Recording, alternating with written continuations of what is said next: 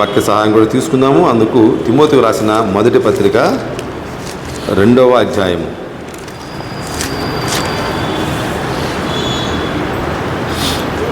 తిమోతికి రాసిన మొదటి పత్రిక 2వ అధ్యాయము 1, 2, 3 వచనాలు చదువుకుందాం.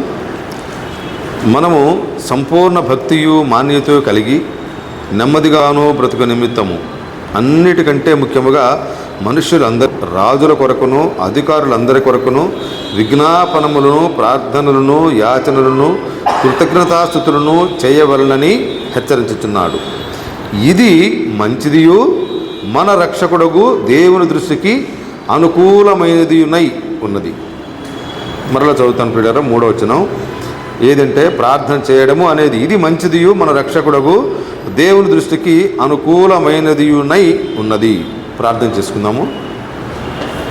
మహోన్నతుడా, మహాగణుడా, మరోసారి మీ సన్నిధికి వస్తున్నాం నాయన తండ్రి. మరి ప్రార్థన కూడిక తీసుకొచ్చిన ప్రియులందరిని బట్టి స్తోత్రాలు చెల్లిస్తున్నాము నాయన. మరి ఇంకా అనేక మందిగా కూడి రావడానికి తండ్రి మా ప్రియులను మీరు పురికొల్పమని, వారితో మాట్లాడమని, మరి బలపరచమని ప్రభువా, మరి ప్రోత్సాహపరచమని వేడుకుంటున్నాం తండ్రి. మరి పాటల ద్వారా మీ నామను మహిమపరిచాము, అలాగే వాక్యం ద్వారా కూడా పరిశుద్ధాత్మ దేవ మరి నిలబడి నేను బలహీనుడను తండ్రి. మరి నాయన మీరు మాట్లాడండి, మమ్మల్ని బలపరచండి నాయన, ప్రోత్సాహపరచండి, మరి ఉత్సాహపరచమని, యోగ్యముగా ప్రార్థనలో గడపడానికి తండ్రి మీరు మాకు సహాయం చేయమని యేసు ప్రభు వారి ఘనమైన నామములో స్తుతించి ప్రార్థించి వేడుకుంటున్నాము తండ్రి.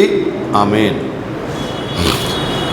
క్రిస్టియన్ ప్రియులారా, మరి పౌలు గారు ఎఫెసులో ఉన్న తిమోతికి చాలా చక్కటి మాటలను ప్రార్థన గురించే రాస్తున్నాడు. మరి ముఖ్యంగా వ్యక్తులుగా, కుటుంబంగా, సంఘముగా, సమాజముగా, దేశంగా మనం నెమ్మది కలిగి ఉండాలి అంటే ఇక్కడ ప్రభువారు ఏం చెప్తున్నాడంటే, పరిశుద్ధాత్మ దేవుడు మనము సంపూర్ణ భక్తియు మాన్యతతో కలిగి నెమ్మదిగాను సుఖముగాను బ్రతుకు నిమిత్తం ఎవరి కోసం ప్రార్థన చేయమంటే అది కూడా చాలా ముఖ్యం. రాజుల కొరకును అధికారులందరి కొరకును విజ్ఞాపనములను ప్రార్థనలను యాచనలను కృతజ్ఞతాస్తుతులను చేయవలనని హెచ్చరించుచున్నాను. కాబట్టి ఇది మంచిది. ప్రార్థన పై వాళ్ళందరి కోసం మనం నెమ్మదిగా ఉండాలి అంటే వీళ్ళందరి కోసము ప్రార్థన చేయాలి. ఇది మంచిది ఒక క్రైస్తవునికి కానీ, కుటుంబానికి కానీ, క్రైస్తవ కుటుంబానికి కానీ, సంఘానికి కానీ. కాబట్టి ప్రియులరా, మరి పరిశుద్ధాత్మ దేవుడు పౌలు గారి ద్వారా తిమోతికి చక్కటి మాటలను చదువుకున్న రోజు ఇంకా మనం జ్ఞాపకం చేసుకుంటే, ఎందుకంటే మనము చెడ్డ దినాల్లో ఉన్నాం కాబట్టి ఆ చెడు మన మీద ప్రభావం చూపకుండా ఉండాలి అంటే ప్రార్థన లేకుండా, ప్రభువారు కూడా సువార్తలు చెప్పాడు కదా, శిష్యులు ఎందుకు మేము వెళ్ళగొట్టలేకపోయామంటే ప్రార్థన ద్వారా తప్ప ఇలాంటివి ఏవి పోవు. నా శక్తి, నా బలము, నా బలగము, లేకపోతే ఇంకా ఏదో అని అనుకుంటే మాత్రం అవమానమే. కాబట్టి వీటన్నిటిలో మనము శక్తి పొందాలంటే ప్రార్థన ద్వారానే. సో ఆ ప్రార్థన ద్వారా మనం మరి రాజుల కొరకు అధికారుల కొరకు చేసినప్పుడు మనం నెమ్మదిగా ఉంటాం. ఇది సూత్రం, సీక్రెట్ కూడా. మరి పరిశుద్ధాత్మ దేవుడు ఈరోజున మరోసారి మనకు జ్ఞాపకం చేసుకుంటున్నాం. మనం నెమ్మదిగా ఉండాలా, రాజుల కోసం అధికారుల కోసం ప్రార్థన చేద్దాం. అయితే అనేక మంది భక్తులు మరి ప్రార్థన చేసి వారి జీవితాల్లో, కుటుంబంలో, సమాజంలో, రాజ్యంలో కూడా నెమ్మది కలిగించారు.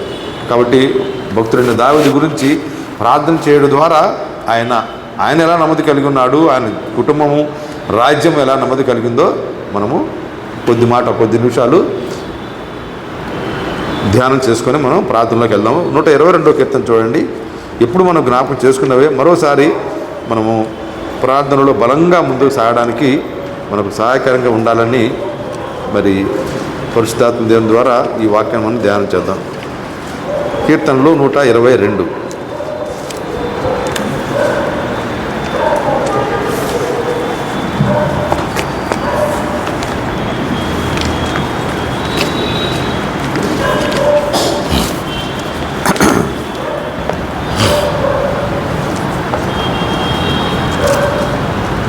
చదవండి మొదటి నుంచి చివరి వరకు.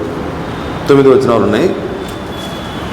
తీసిన వారు ఎవరైనా దయచేసి యెహోవా మందిరమునకు వెళ్ళుదామని జనులు నాతో అనినప్పుడు నేను సంతోషించి తిని, యెరూషలేమా, మా పాదములు నీ గుమ్మములలో నిలుచుచున్నవి. యెరూషలేమా, బాగుగా కట్టబడిన పట్టణములో నీవు కట్టబడి ఉన్నావు. ఇశ్రాయేలుకు నియమింపబడిన శాసనములను బట్టి యెహోవా నామమునకు కృతజ్ఞతాస్తుతులు చెల్లించుటకై వారి గోత్రములు యెహోవా గోత్రములు అక్కడికి ఎక్కి వెళ్ళును. అచ్చట న్యాయము తీర్చుటకై సింహాసనములను దావీదు వంశీయుల సింహాసనములను స్థాపింపబడి ఉన్నవి. యెరూషలేము యొక్క క్షేమము కొరకు ప్రార్థన చేయడి. యెరూషలేమా, నిన్ను ప్రేమించువారు వర్ధిల్లుదురు. నీ ప్రాకారములలో నెమ్మది కలుగునుగాక, నీ నగరులలో క్షేమముండునుగాక. నా సహోదరుల నిమిత్తమును నా సహవాసుల నిమిత్తమును నీకు క్షేమము కలుగునుగాక అని నేను అందును. మన దేవుడైన యెహోవా మందిరము నిమిత్తము నీకు మేలు చేయ ప్రయత్నించేదను. కాబట్టి ప్రియులారా, ఇక్కడ భక్తుడైన దావీదు కూడా మరి ఆయన రాజు, ఎవరైనా రాజు రాజ్య క్షేమం కోసం పాటుపడుతుంటారు, ప్రయత్నం చేస్తుంటారు, ఆలోచన చేస్తూ ఉంటారు. కానీ ఈయనకు ముఖ్యమైన రాజ్యము దేవుని రాజ్యం, అదే సంఘం. అందుకనే అది క్షేమంగా ఉంటే వాళ్ళు ప్రార్థన చేస్తే ఇంకన్నీ బాగానే ఉంటాయి. అది ఆయన తెలుసుకున్న, దేవుని దగ్గర తెలుసుకున్న గొప్ప సూత్రం. కాబట్టే ఇక్కడ ఎవరు యెరూషలేము అంటే దేవుని సంఘము, దేవుని సన్నిధి. కాబట్టి ఎవరు యెరూషలేమును ప్రేమిస్తారో కాబట్టి వాళ్ళు ఏమవుతారంట, యెరూషలేము యొక్క క్షేమం కొరకు ప్రార్థన చేయడి. కాబట్టి ప్రార్థన చేయాలంటే మనకు ప్రేమ ఉండాలి. ప్రేమ లేకుండా ప్రార్థన చేయలేముగా. కాబట్టి యెరూషలేమా, నిన్ను ప్రేమించి ప్రార్థన చేసేవారు ఏమవుతారంట, వర్ధిల్లుతారు.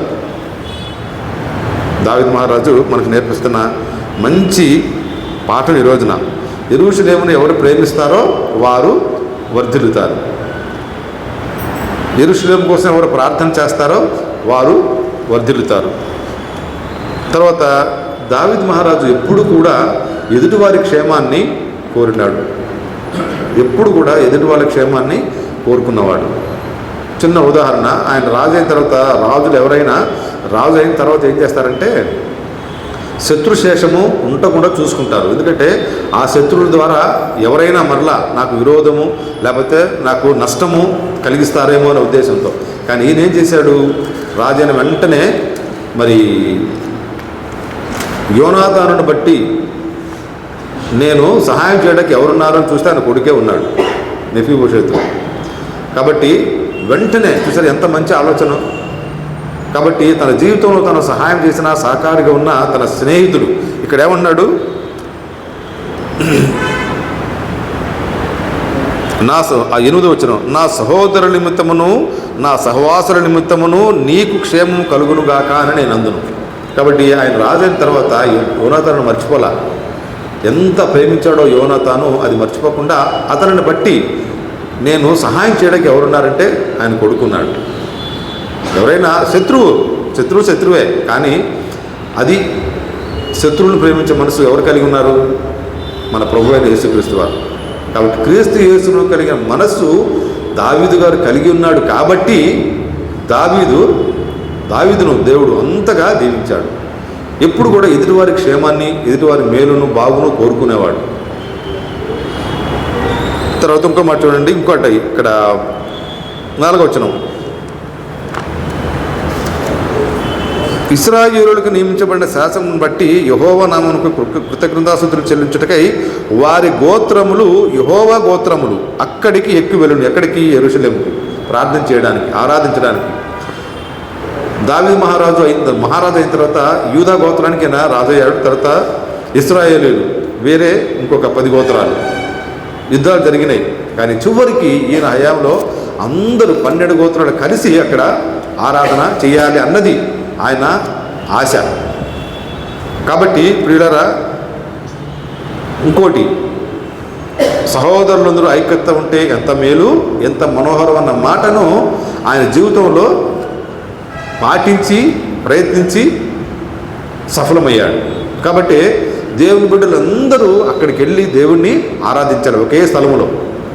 అయితే అప్పుడు యెరూషలేము అందరికీ ఆరాధనస్తున్నాం. కానీ ఇప్పుడు మనందరికీ, విశ్వాసులందరికీ పరమ యెరూషలేము, పరలోకము మనందరికీ కూడా మనం చనిపోయిన తర్వాత సంఘము ఆరాధించేది, అక్కడ ప్రభువుతో కూడా సదాకాలం మనం ఉండేది. కాబట్టి ప్రియులరా, ఈయన ఎప్పుడు కూడా అందరూ బాగుండాలని కోరుకున్న వాళ్ళు. ఎందుకంటే ఆయన రాజైన తర్వాత ఆయన రాజ్యంలో అంతా క్షేమము, నెమ్మది ఉంది. కాబట్టి అలాంటి మనసు కలిగి ఉన్నవాడు కాబట్టే ఇంకా ఇశ్రాయేలు కోసం అంటే యెరూషలేము కోసం మనం కనుక ప్రార్థన చేస్తే యెరూషలేము బాగుంటుంది. యెరూషలేము బాగుండి అందరం ప్రార్థన చేస్తే సమాజము, దేశము, రాజ్యము అంతా బాగుంటుంది, ప్రపంచం. అది ఆయన కోరుకున్నది. కాబట్టి నశించిన దానిని వెతికి రక్షించుటకై మన ప్రభు అయిన క్రీస్తు వారి లోకానికి వచ్చినట్టుగా అందరినీ నశించిపోయి దేవునికి దూరంగా ఉన్న మనల్ని అందరినీ దేవుని దగ్గరకు సమకూర్చడానికి చేసిన ప్రయత్నం అన్నట్టుగా ఈయన కూడా తన ఆలోచన అంతా కూడా అందరూ బాగుండాలి, అందరి క్షేమం కోసం పాటుపడాలి అని ప్రయత్నం చేసినవాడు. కాబట్టి దీనికి ఇంకో సూత్రం ఏంటంటే సంఘం బాగుంటే అందరూ బాగుంటారు. కాబట్టి ప్రియులారా, ఆ సంఘంలో ఒక అవయవంగా ఉన్న నీవు నేను ఆ సంఘము అనే శరీరానికి, ఆ శరీరం బాగా ఉండటానికి మన సహకారము ఏంటి అంటే ముఖ్యంగా ప్రార్థన. కాబట్టి సంఘంలో ఒక అవయవంగా ఉన్న నీవు నేను చేయవలసిన ముఖ్యమైన పని ప్రార్థన. ప్రేమ, సంఘం గురించి ప్రేమ కలిగి ఉండాలి. ప్రేమతో మనం ప్రార్థన చేస్తే నీవు నేను మన కుటుంబాలు, మన సంఘము, దేశము అన్నీ కూడా క్షేమంగా నెమ్మదిగా ఉంటాయి. కాబట్టి ఇక్కడ ఇంకో మాట చూడండి, 137 కీర్తన పక్కనే 137 కీర్తన 5, 6 వచనాలు.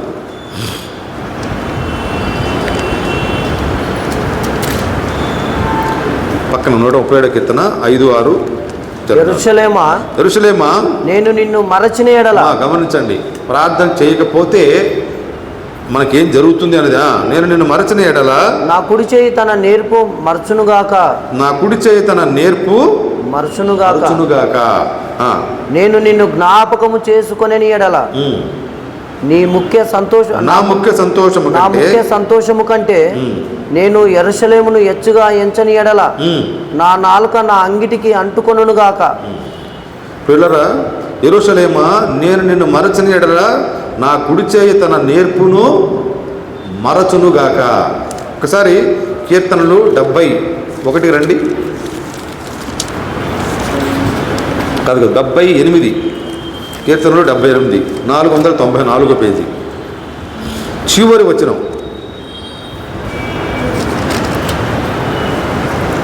చదవండి. అతడు యథార్థ హృదయుడై వారిని పాలించెను. దావీదు మహారాజమ్మ గమనించండి. అతడు యథార్థ హృదయుడై వారిని పాలించెను. ఎవరిని? దేవుని ప్రజలను, ఇశ్రాయేలీయులను. కార్యములయందు నేర్పరియై వారిని నడిపించెను. వేటి యందు? కార్యములయందు. కాబట్టి ఆయన యుద్ధం చేస్తే 100 మంది నేల కూడుతారు, అంత నేర్పరి. అయితే ఆయన ఏమంటాడంటే, నేను యుద్ధాలు అవసరాన్ని బట్టి శత్రువుల కోసం చేయాల్సి వచ్చిన తన ముఖ్యమైన ముఖ్యమైన ఆలోచన ఏంటంటే ప్రార్థనే.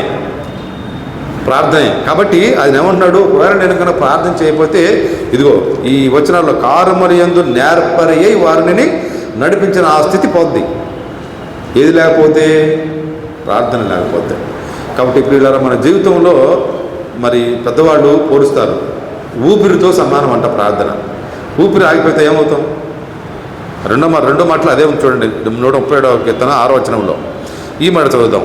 నేను నిన్ను జ్ఞాపకము చేసుకొనని ఎడల నా ముఖ్య సంతోషము కంటే నేను యెరూషలేమును హెచ్చుగా ఎంచని ఎడల నా నాలుక నా అంగిటికి అంటుకొనును గాక. అంటే ఏంటంటే అర్థం? చనిపోవడం, అవునా? కాబట్టి ప్రియులారా, ప్రార్థన ఎంత ముఖ్యమో ఒకసారి మనం ఆలోచన చేద్దాం. ఇంకో మాట కూడా చూద్దాం, చూడండి. మొదటి సమూయేలు గ్రంథము 12:23. మొదటి సమూయేలు గ్రంథము 232 పేజీ 12వ అధ్యాయము. నా మట్టుకు నేను మీ నిమిత్తము ప్రార్థన చేయట మానుట వలన. అంటే సమూయేలు గారు అంటున్నారమ్మా, ఇశ్రాయేలు గురించి వాళ్ళతో మాట్లాడుతూ అంటున్నాడా, నా మట్టుకు నేను మీ నిమిత్తము ప్రార్థన చేయటం మానుట వలన యెహోవాకు విరోధముగా పాపము చేసిన వాడను అవుదును. అది నాకు దూరమవును గాక. అది ఇప్పుడు ప్రార్థన చేయకపోతే యెహోవాకు విరోధంగా పాపం చేసిన వాడు అవుతాం. యెహోవాకు విరోధంగా పాపం చేస్తే మనం బతకగలమా? నెమ్మదిగా ఉండగలమా? కాబట్టి నాకు అది వద్దు. మరి ఏం కావాలి? వాళ్ళ నిమిత్తమై ప్రార్థన చేయటం కావాలి. అంటే ప్రార్థన చేయడం అనేది ఆయన బహుశా ఏ క్షణం కూడా మరిచినట్టు కాదు. ప్రార్థన చేయడం అంటే ఒక గంట 2 గంటలు మనం చేస్తాం, అట్లా కాదు. ఆ మనసు కలిగి ఉంటాం.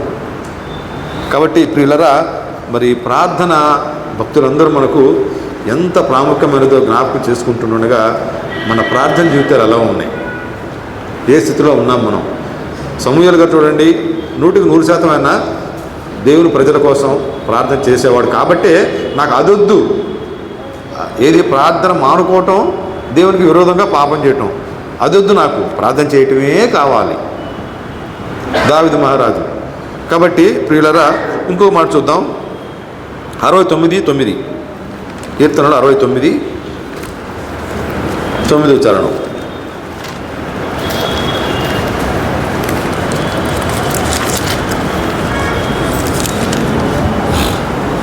నీ ఇంటిని గూర్చిన ఆసక్తి నన్ను భక్షించుచున్నది. చాలా, ఒక్కటే మనకు కావాల్సింది. ఏ ఆసక్తి అంట? ఇంటిని గూర్చిన. దేవుని ఇల్లు అంటే, దేవుని ఇల్లు అంటే సంఘమే. సంఘమును గూర్చి దేవుని ఇల్లు అంటే సంఘమే. ఆసక్తి అంట ఆయననే భక్షిస్తుందంట, అంత ఆసక్తి కలిగి ఉన్నాడు భక్తుడు. కాబట్టి ప్రియులరా, మరి దావీదు మహారాజు ప్రార్థన గురించిన ప్రాముఖ్యత మనకు జ్ఞాపకం చేస్తూ ఉంటుండగా, మరి తిమోతి పత్రికలో రాసినట్టుగా మన జీవితాలలో, మన కుటుంబాలలో, సంఘంలో, రాజ్యంలో, మన సమాజంలో నెమ్మది కలిగి ఉండాలంటే ముఖ్యమైనది సూత్రము ప్రార్థనే. కాబట్టి ఆ విధంగా ప్రార్థన చేయమని చెప్పాడు. యెరూషలేమా ఏమన్నాడు? యెరూషలేము యొక్క క్షేమం కొరకు ప్రార్థన చేయడి, యెరూషలేమా నిన్ను ప్రేమించువారు వర్ధిల్లుతారు. కాబట్టి ఈయన ప్రేమించాడు, ఆ ప్రేమతో ప్రార్థన చేశాడు, వర్ధిల్లుతారని ఆయన అంటున్నప్పుడు తన జీవితంలో కూడా అది ఉండాలిగా. ఒకసారి చూడండి, మొదటి దినవృత్తాంతములు 29వ అధ్యాయము, దినవృత్తాంతములు మొదటి గ్రంథము 29వ అధ్యాయము 3వ వచనం కూడా చూసుకుందాం. 3 తర్వాత 26 వచనం, 3వ వచనం కూడా. ఇక్కడ దేవుని మందిరం నిర్మాణం జరుగుతోంది. నా దేవుని మందిరం మీద చదువమ్మా. నా దేవుని మందిరం మీద నాకు కలిగి ఉన్న అయితే ఒకటి చదువమ్మా తమ్ముడు, ఒకటి చదువు. రాజైన దావీదు సర్వ సమాజముతో ఇలాగు సెలవిచ్చెను, దేవుడు కోరుకొనిన నా కుమారుడైన సొలొమోను ఇంకను లేత ప్రాయము గల బాలుడై ఉన్నాడు. కట్టబోవు ఆలయము మనుషునికి కాదు, దేవుడైన యెహోవాకే గనుక ఈ పని బహు గొప్పది. నేను బహుగా ప్రయాసపడి నా దేవుని మందిరమునకు కావలసిన బంగారపు పనికి బంగారమును, వెండి పనికి వెండిని, ఇత్తడి పనికి ఇత్తడిని, ఇనుప పనికి ఇనుమును, కర్ర పనికి కర్రలను, గోమేధికపు రాళ్లను, చెక్కుడు రాళ్లను, వింతైన వర్ణమును గల పలు విధముల రాళ్లను, మిక్కిలి వెలగల నానావిధ రత్నములను, తెల్ల చలవరాయి విశేషముగా సంపాదించి తిని. మరియు ఒక్క నిమిషం. సో దేవుని మందిరానికి ఏమేమి కావాలో, మందిర పనులు జరుగుతున్న నిర్మాణం అన్నీ ఇక్కడ సమకూర్చాడు కదా. సమకూర్చిన తర్వాత ఇంకొక మాట అంటున్నాడు చూడండి, ఇది మనకు మనం నేర్చుకోవాల్సింది ఇంకొక పాఠం దావీదు జీవితంలో. మరియు నా దేవుని మందిరం మీద నాకు కలిగి ఉన్న మక్కువ చేత నేను ఆ ప్రతిష్ఠితమైన మందిరము నిమిత్తము సంపాదించి ఉన్న వస్తువులు గాక, ఈ మాట గమనించండి, నా సొంతమైన బంగారమును వెండిని నా దేవుని మందిరము నిమిత్తము నేను ఇచ్చేదను. పైన అన్ని చాలా కష్టపడి చూడండి ఇక్కడ, నేను బహుగా ప్రయాసపడి, 2వ వచనం, నా దేవుని మందిరమునకు కావాల్సిన బంగారపు పనికి బంగారమును, అవన్నీ ఏదో ఉండి ఇవ్వటం కాదు, బహుగా ప్రయాసపడ్డాడు అంటే బహుశా తిరిగాడేమో, సమాచారం ఇతరుల వరకు అందించి దేవుని మందిరానికి ఇది కావాలని ఆ విధముగా ప్రయాసపడ్డాడేమో. చేసి ఇంకోటి ఏంటి, ఇంట్లో దాచుకున్నాడు. బంగారం ఇంట్లో ఉంది. అయితే ఆ బంగారం ఇవ్వటానికి ముందు ఒక మంచి మాట అంటున్నాడు. ఏమాట? 3వ వచనం, నా దేవుని మందిరం మీద నాకు కలిగి ఉన్న మక్కువ చేత. ప్రియులారా, అంత మక్కువ దావీదు దేవుని మందిరం గురించి, దేవుని మందిరాన్ని, దేవుని ప్రజలను ఎంత ప్రేమించేవాడు అంటే క్రీస్తు యేసు మనస్సు అది. అలా ప్రేమించాడు కాబట్టి దేవునికి తండ్రి అని పిలిపించుకున్నాడు. మత్తయి సువార్త 1వ అధ్యాయం 1వ వచనం, అబ్రహాము కుమారుడైన దావీదు కుమారుడైన యేసు క్రీస్తు వంశావళి. పాత నిబంధనలో దేవుడి పేరుకి ముందు 3 పేర్లు ఉన్నాయి. అబ్రహాము దేవుడు, ఇస్సాకు దేవుడు, యాకోబు దేవుడు. కానీ ఇక్కడ ఇస్సాకు యాకోబు తీసేసి దేవుడు దావీదుని పెట్టాడు. ఒకసారి ఆలోచించేద్దామా? దేవుడు అంటే, దేవుని ప్రజలంటే, దేవుని మందిరం అంటే, దేవుని పని అంటే మక్కువ అండి దావీదుకి. అందుకనే ఆయన ప్రేమించి ప్రార్థించి మనకు చెబుతున్నాడు, యెరూషలేమును ప్రేమించండి, క్షేమం పొందండి. కాబట్టి ప్రియులారా, ఈయన తనకు ఉన్నవన్నీ కూడా ఇక్కడ దేవుని మందిరానికి, ఇక ఆయనకి దేవుని కంటే ముఖ్యమైనది ఏదీ లేదు. ఇంకా ఆలోచన చేస్తే దాచుకున్న బంగారం ఉంది కదా, అది కూడా తెచ్చి దేవుని మందిరం మీద అనుకున్న మక్కువ చేత తన సొంత బంగారం కూడా తీసుకొచ్చి గల వస్తువులు ఏమన్నా మొత్తం తెచ్చి ఇచ్చేశాడు. దేవుడు అంటే, దేవుని మందిరం అంటే, దేవుని ప్రజలంటే ప్రేమించి ప్రార్థించి ప్రయాసపడ్డాడు కాబట్టే ఆయన జీవితం కూడా నెమ్మది అయిన ముగింపు దేవుడు ఇచ్చాడు. చూడండి, అది 29వ అధ్యాయము 26వ వచనం, 26, 27. యెషై కుమారుడైన దావీదు ఇశ్రాయేలందరి మీద రాజై ఉండెను. ఇతడు ఇశ్రాయేలును ఏలిన కాలము 40 సంవత్సరములు. హెబ్రోనులో 7 సంవత్సరములను, యెరూషలేములో 33 సంవత్సరములను అతడు ఏలెను. ఈ మాట గమనించండి. 28. అతడు వృద్ధాపము వచ్చిన వాడై ఐశ్వర్య ప్రభావములు కలిగి మంచి ముదిమిలో మరణం పొందెను. ఇంకింతకంటే ఏం కావాలండి ఒక మనిషికి, మరి ముఖ్యంగా దేవుని విశ్వాసికి? కాబట్టి దేవుణ్ణి ప్రేమించాడు, దేవుని ప్రజలను ప్రేమించాడు, దేవుని మందిరాన్ని ప్రేమించాడు. ప్రేమించి నేను ప్రేమించాను, మీరు కూడా ప్రేమించండి, ఆ యెరూషలేము క్షేమం కోసం ప్రయాసపడండి. పడితే మీకు కూడా నెమ్మదే. కాబట్టి ప్రియులారా, మరి దావీదు మహారాజు మనకు 22వ కీర్తనలు చెప్పినట్టుగా చూడండి, మొదటి వచనం, యెహోవా మందిరమునకు వెళ్ళేదమని జనులు నాతో అన్నప్పుడు నేను సంతోషించేదని. కాబట్టి దేవుని మందిరానికి వెళ్ళేటప్పుడు మనకు ఎందుకు సంతోషం అంటే, ఇక్కడ నెమ్మది, సుఖము, సంతోషము, సమాధానము మనకు దొరుకుతుంది. కాబట్టి ఆ దొరికే ఆ సంతోషం, సమాధానం ఇచ్చే ఆ దేవుని మందిరాన్ని ప్రేమిద్దాం, ఆ దేవుని ప్రేమిద్దాం, దేవుని ప్రజలను ప్రేమించి ప్రార్థన చేద్దాం. అప్పుడు ఏం కలుగుతుందంటే, నీకు, నాకు, నీ కుటుంబానికి, నా కుటుంబానికి, మన సంఘానికి క్షేమము కలుగుతుంది. కాబట్టి దావీదు మహారాజు రాజైనా కూడా తనకు ప్రత్యేకమైన ప్రార్థనా సమయం ఉంది. చూడండి ఒకసారి,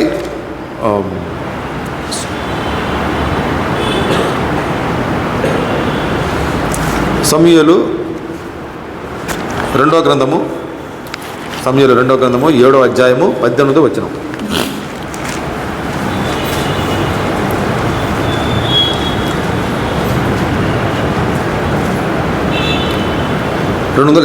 పేజీ 18 వచనం, 7-18. దావీదు రాజు లోపల ప్రవేశించి యెహోవా సన్నిధిని కూర్చుండి ఈలాగు మనవి చేశాను, నా ప్రభువా యెహోవా, ఇంతగా నీవు నన్ను హెచ్చించుటకు నేను ఎంతటి వాడను, నా కుటుంబము ఏ పాటిది. అలాగే మొదటి దినవృత్తాంతములు 17-15 కూడా చూద్దాం.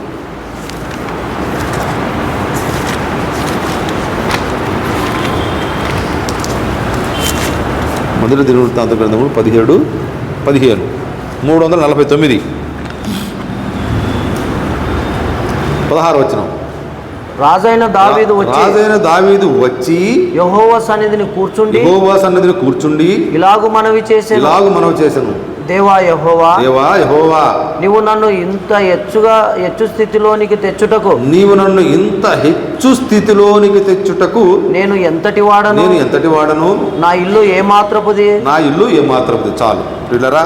కాబట్టి దావీదు లోపల ప్రవేశించి కాదు, రాజైన దావీదు రాజు అయ్యాడు.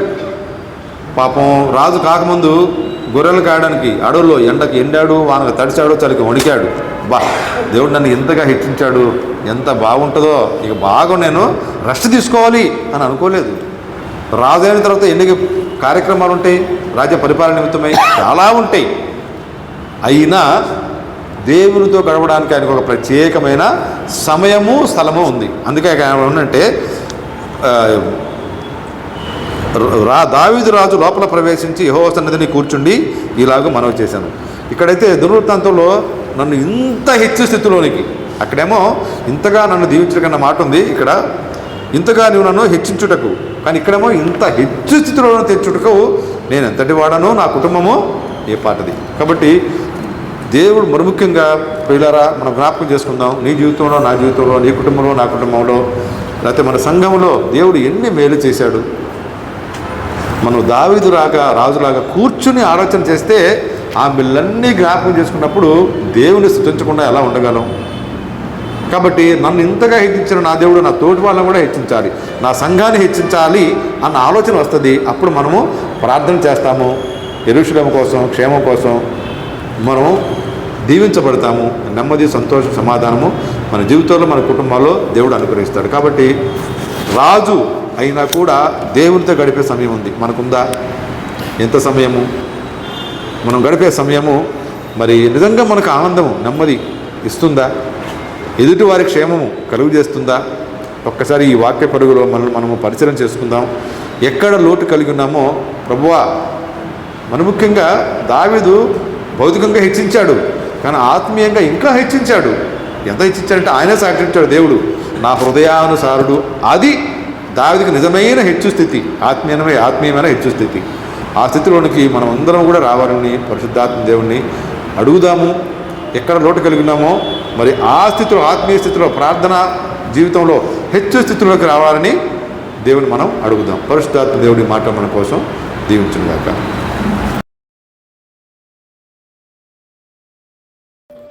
ప్రభునందు ప్రియులారా, మన ప్రియ ప్రభు రక్షకుడునైనటువంటి యేసుక్రీస్తు శ్రేష్టమైన నామంలో మీ అందరికీ హృదయపూర్వక వందనాలు. ఈ సందేశంలో మీ ఆధ్యాత్మిక జీవితానికి ఎంతో మేలుకరంగా, దీవెనకరంగా, మీరు ఆత్మీయంగా బలపడుటకు సహాయకరంగా ఉన్నాయని ఆశిస్తున్నాం. ఇంకను అనేక సందేశములు వినుటకు ఈ ఛానల్ను సబ్స్క్రైబ్ చేసుకోగలరు. ఈ పరిచర్య నిమిత్తమై ఇంకను ప్రార్థించగలరని మనవి.